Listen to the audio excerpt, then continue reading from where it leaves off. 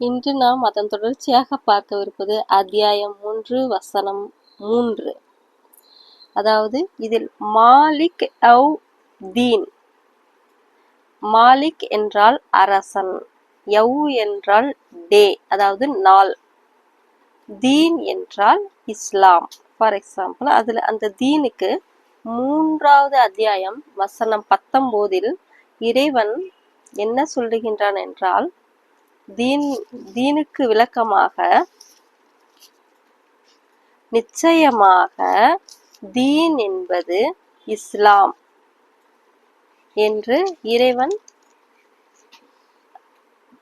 நிச்சயமாக அல்லாவிடத்தில் தீன் என்பது இஸ்லாம் தான் என்று தீனுக்கான விளக்கத்தை இங்கு தந்திருக்கின்றான். அதாவது அரசன் நாள் இஸ்லாம். அதாவது இதில் எப்படி தீர்ப்பு நாளின் அதிபதி என்று தமிழில் குறிப்பிட்டு சொல்கின்றார்கள்.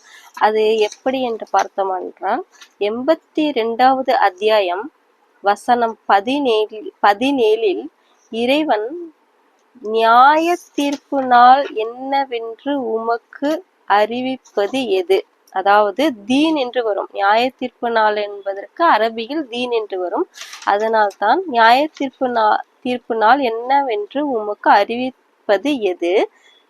18வது வசனத்தில், அதாவது 82வது அத்தியாயம் 18வது வசனத்தில், பின்னும் நியாய தீர்ப்பு நாள் என்னவென்று உமக்கு அறிவிப்பது எது?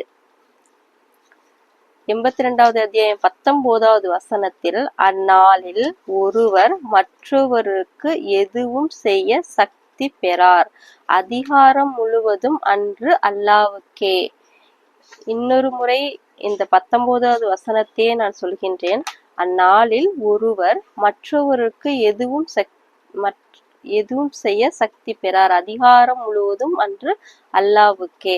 இந்த வசனத்தில் இறைவன் என்ன சொல்லுகின்றான் என்றால், நீங்கள் பார்க்கும்போது எந்த தருவாயிலும் சரி, இப்பொழுது இறக்கும் தருவாயில் கூட எடுத்துக்கொள்ளலாம். அப்போதும் உங்களுடைய சுற்றத்தார்கள், அண்ணன், தம்பி, தங்கை, யாராக இருந்தாலும் சரி, அன்று உங்களுக்கு எதுவும் அவர்களால் செய்ய இயலாது. அன்று ஆட்சி முழுவதும், அதிகாரம் முழுவதும் அல்லாஹ்வுக்கே ஆகும். அல்லாஹ் என்றால் யார்? படைப்பாளனுக்கே உரியது. அப்பொழுது எந்த மனிதராக இருந்தாலும் அவருக்கு எந்த உதவியும் செய்ய இயலாது என்பது இந்த தீர்ப்பு நாளினுடைய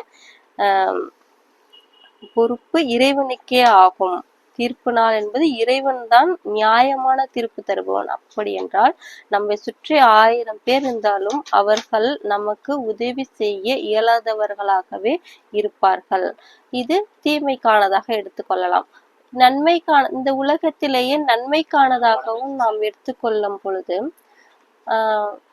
இப்பொழுது நீங்கள் ஏதாவது ஒரு உதவியோ ஒரு நன்மையான செயலையோ யாருக்காவது செய்து உள்ளீர்கள் என்றால், அவர்கள் உங்களிடம் வந்து நன்றி என்று கூட சொல்லவில்லை. இருந்தாலும் உங்கள் மனதில் ஒரு சமாதானம் இருக்கும். நிச்சயமாக நாம் நன்மைதான் செய்துள்ளோம் என்று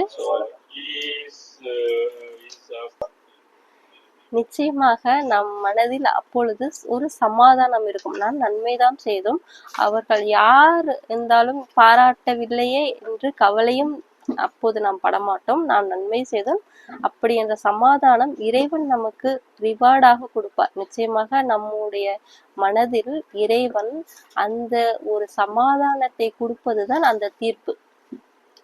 நாம் ஒரு தவறு செய்து விட்டோம். இப்போது பார்த்தோமானால் நாம் ஏதாவது ஒரு திருடி விட்டோம் என்று எடுத்துக்கொள்வோம். இப்போது பல பேர் வந்து நீங்கள் திருடவில்லை என்று சொன்னால் கூட உங்களுடைய மனதில் நிச்சயமாக நான் தானே திருடன் என்று தெரியும் அல்லவா? அதாவது அப்பொழுது இறைவன் சொல்கின்றான், நீ தானே திருடியிருக்கிறாய் என்பதை உங்களால் மறைத்து கொள்ள முடியாது.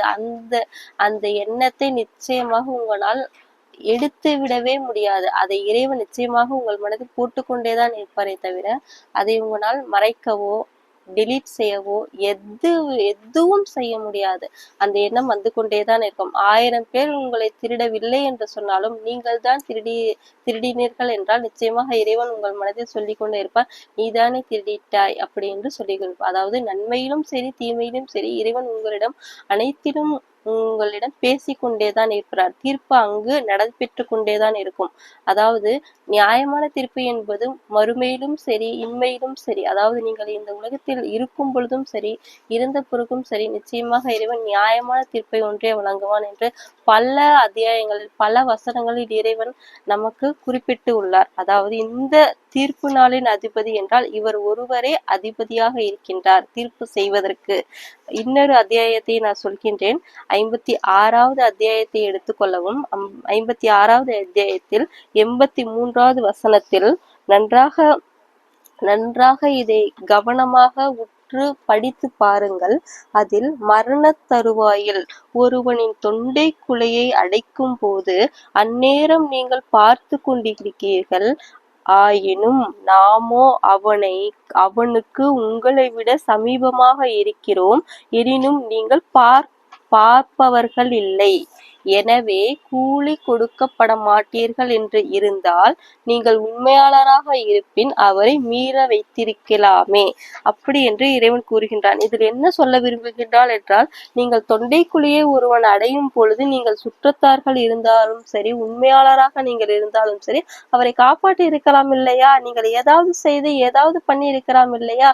உங்களால் எதுவும் செய்ய முடியவில்லை, என்னால் மட்டுமே கூலி கொடுக்கப்படும் என்று இந்த வசனத்தில் மறைமுகமாக இறைவன் நமக்கு எச்சரிக்கையாகவும் நமக்கு சொல்ல வருகின்றான். அதனால் நாம் எந்த ஒரு செயலை செய்யும் பொழுதும் இறைவன் நம்மிடத்தில் நியாயமான தீர்ப்பே வழங்குவான். அதனால் நாம் நன்மையே செய்து சமாதான பாதையிலேயே நாம் வாழ்க்கையை நடத்தினால் நிச்சயமாக நமக்கான கூலி இறைவனிடத்தில் நியாயமாக இருக்கும் என்பது இந்த வசனத்தில் மூலம் நாம் தெரிந்து கொள்வது. அடுத்த வசனத்தை நாம் இதில் பார்ப்போம்.